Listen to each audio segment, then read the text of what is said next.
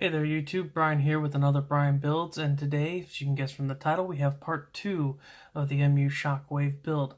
A lot more parts, went a lot further into it than we did part 1, so let's go and get to the build and we'll discuss the model afterwards. Alright.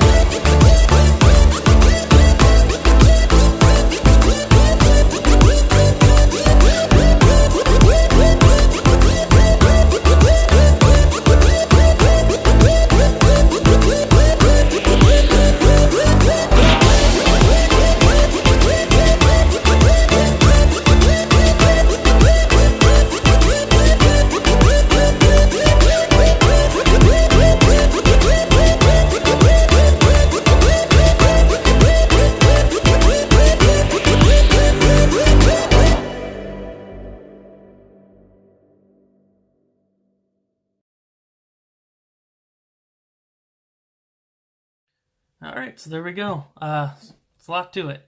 111 parts for this phase.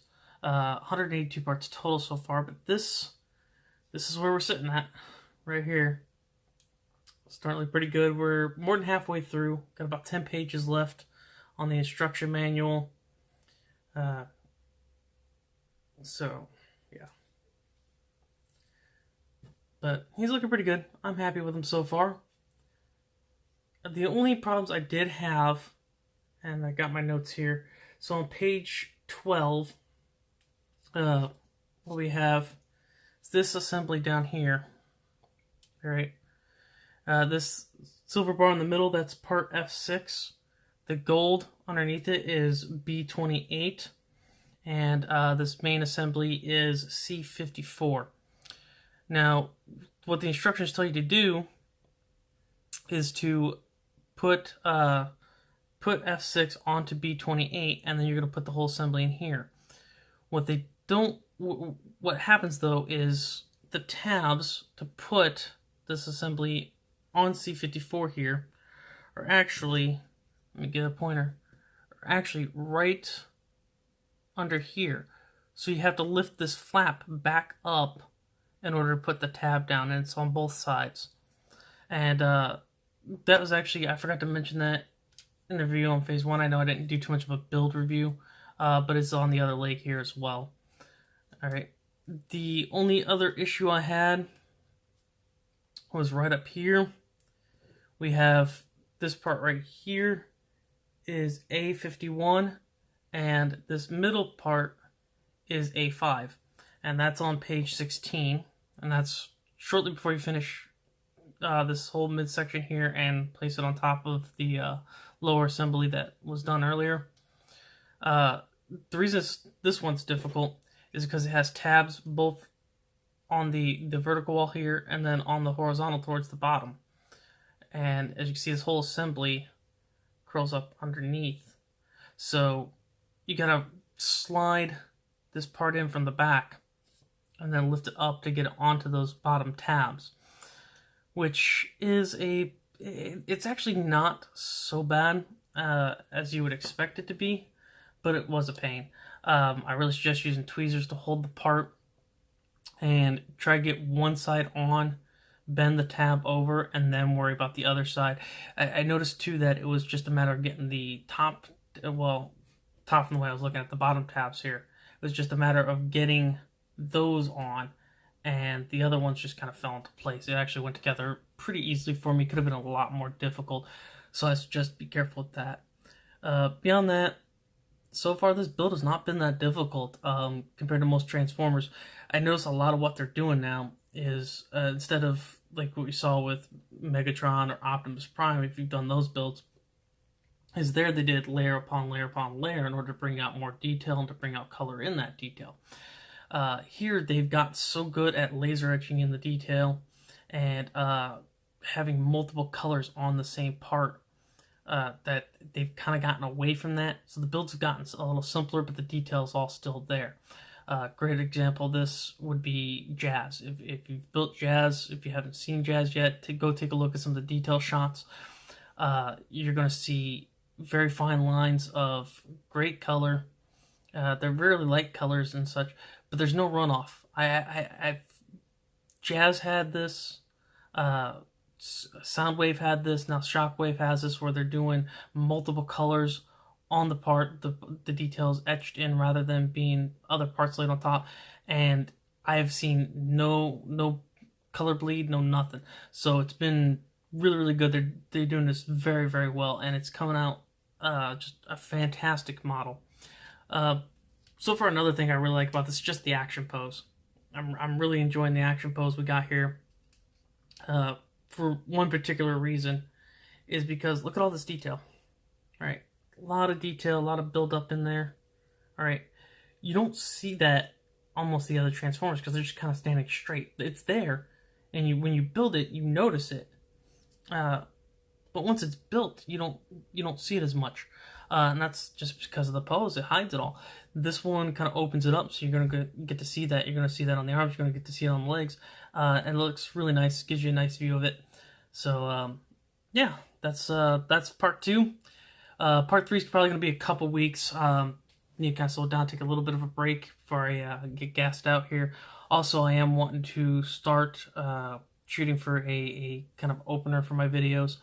Bit of a title, so that might take me a little bit of time. But I'm expecting no more than 2 weeks for part 3. It's going to be starting the upper body, the actual torso, chest, and the head. So getting real close to the end here, actually. Probably, I don't know, maybe 2 more videos, maybe 3. Although I don't think it'll be 3. Just from what I'm seeing. Like I said, I got about maybe 10 pages left. Yeah, so we'll see how it comes out, though. And then, of course, at the end will be the mega build video, which will be all these build portions just tied together, one right after the next. And so it'll look like just one complete smooth build, which would be pretty cool to see, I think. All right, so until then, thank you for watching. Please don't forget to hit subscribe down below, and I'll see you in the next video. And until then, enjoy the build.